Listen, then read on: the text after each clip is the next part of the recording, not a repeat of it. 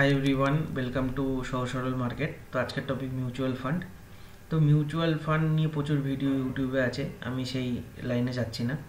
আমি just mutual ফান্ডের কম্পোনেন্টগুলো নিয়ে আলোচনা করব। দেখুন, মিউচুয়াল ফান্ডকে অনেকটা আপনি একটা গাড়ির সাথে তুলনা করতে পারেন। একটা গাড়ির যেমন অনেক কম্পোনেন্ট থাকে, হুইল থাকে, স্টিয়ারিং থাকে, ইঞ্জিন থাকে, সিট থাকে। সিমিলারলি মিউচুয়াল ফান্ড অনেকগুলো জিনিসের সমন্বয়। এবার প্রত্যেকটা জিনিস ইন্টারলিঙ্কড। একটা মিউচুয়াল ফান্ড অনেকগুলো পিলারের উপর দাঁড়িয়ে আছে, সেগুলোরই একটা হালকা আলোচনা করব যে কোনটা মিউচুয়াল ফান্ডের এই প্রত্যেকটা পার্টসের।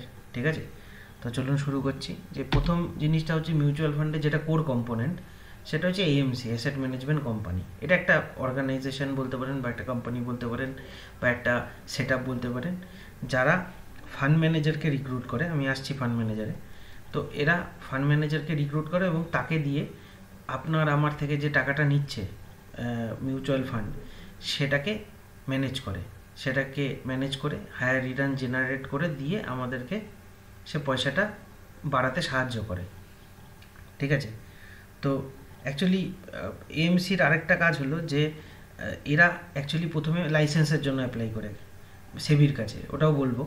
তো এরা লাইসেন্সটা জোগাড় করে প্রথমে, দেন কি করে যে চিফ ইনভেস্টমেন্ট অফিসার বা সিআইও, ফান্ড ম্যানেজার, অ্যানালিস্ট, এদেরকে হায়ার করে নিয়ে মিউচুয়াল ফান্ডটাকে লঞ্চ করে। এরা একটা মিউচুয়াল ফান্ড লঞ্চ করলো, তারপরে এদেরকে হায়ার করলো এবং তারপরে আপনার আমার টাকা নিয়ে সেখানে ফেললো এবং চেষ্টা করলো হায়ার রিটার্ন জেনারেট করে দেওয়াটা।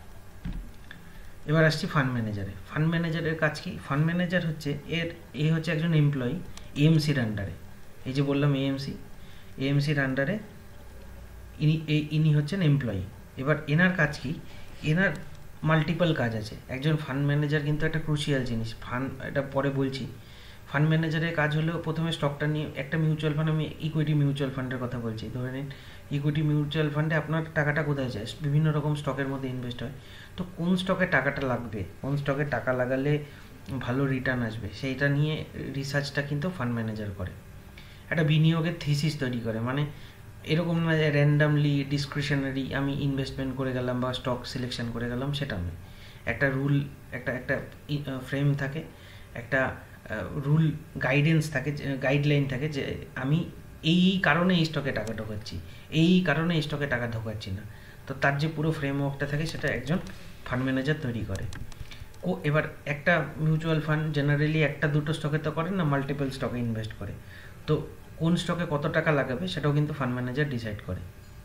দেন পারফরমেন্সটাকে ট্র্যাক করা মানে আমার পোর্টফোলিওটা, মানে আমি যে ইনভেস্টমেন্টটা করছি তার সেই যে পোর্টফোলিওটা তৈরি হচ্ছে, সেটা রিটার্ন কত দিচ্ছে, সেটা কেমন পারফর্ম করছে, সেটা কি অন্য যে বেঞ্চমার্ক আছে তাকে বিট করতে পারছে কি পারছে না, এই জিনিসগুলোকে ট্র্যাক করে রেগুলার বেসিসে।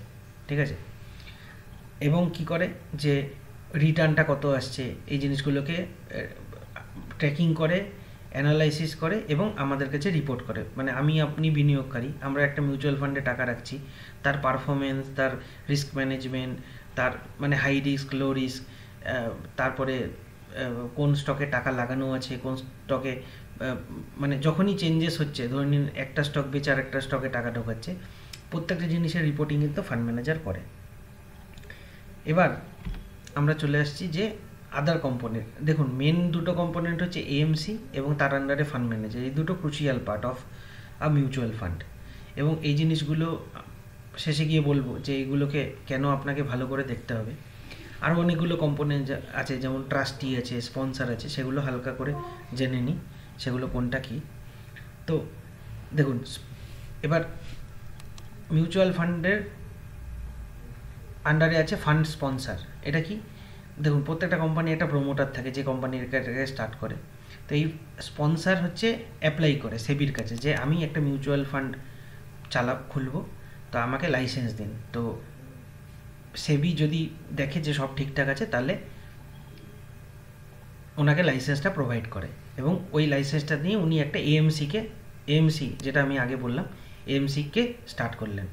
মানে আরেকটা কোম্পানি, মানে প্রোমোটার একটা ফান্ড স্পন্সর কী করলো, একটা এএমসি ক্রিয়েট করলো উইথ লাইসেন্স। এবার আসছি ট্রাস্টির কাজ কি?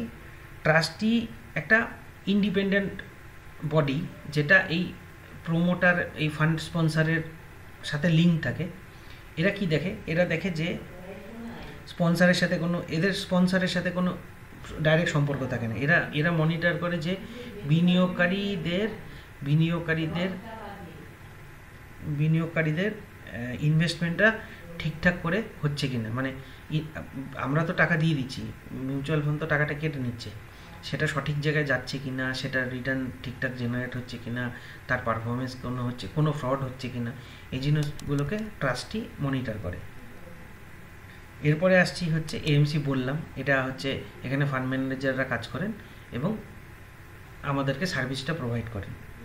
এরপরে কাস্টোডিয়ান মানে হচ্ছে এই যে ধরে নিন ফান্ড ম্যানেজার যে স্টকগুলো সিলেকশন করছে, সেগুলোর মধ্যে যে টাকাটা ঢোকাচ্ছে, স্টকগুলো কিনছে বা পরে সেল করছে, সেই স্টকগুলো কোথায় যাচ্ছে, সেগুলো যায় কাস্টোডিয়ানের কাছে। এটা হচ্ছে অনেকটা লকারের মতো, ভল্টের মতো। এর মধ্যে যখন ফান্ড ম্যানেজার স্টকগুলোকে বাই করছে, এটা চলে যাচ্ছে কাস্টোডিয়ানের কাছে, এখানে এটা নিরাপদ থাকছে ওখানে।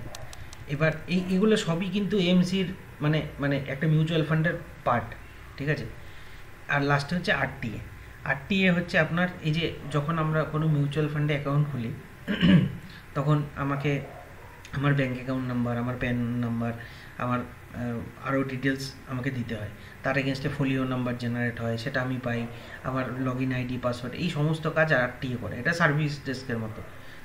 আপনার সমস্ত আপনার পেপারগুলো কালেক্ট করা, সেগুলোকে এএমসিকে দেওয়া, তারপরে আপনার তার এগেনস্টে ফোলিও নাম্বার জেনারেট করা, আপনার এসএপিআই অ্যামাউন্ট আপনি যেটা ঠিক করলেন সেটা যাতে প্রতি মাসে অটো ডেবিট হয়, সেই জিনিসগুলোকে ঠিকঠাক করা আরটিএর কাজ। এবার একটা উদাহরণ দিয়ে বোঝাচ্ছি মানে কোনটা কি। মানে ধরে নিন এই যে আদিত্য বিড়লা সান লাইফ, এটা একটা মিউচুয়াল ফান্ড।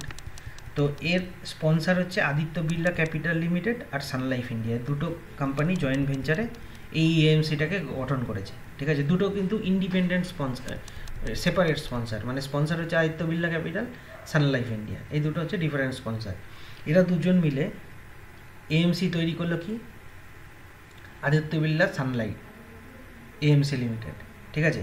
এই এএমসিটা কী করলো, এই যে মিউচুয়াল ফান্ডটা আছে আদিত্য বিড়লা সান লাইফ, এটাকে মার্কেটে ছাড়লো সেবির থেকে লাইসেন্স নিয়ে। আর ট্রাস্টি কে হলো, ট্রাস্টি হলো আদিত্য বিড়লা সান লাইফ ট্রাস্টি প্রাইভেট লিমিটেড। এরা যেটা যেমন বললাম, এরা পুরো মনিটরিং, একটা বডি, একটা প্যানেল ধরে নিন যারা মনিটর করছে পুরো কার্যকলাপটাকে।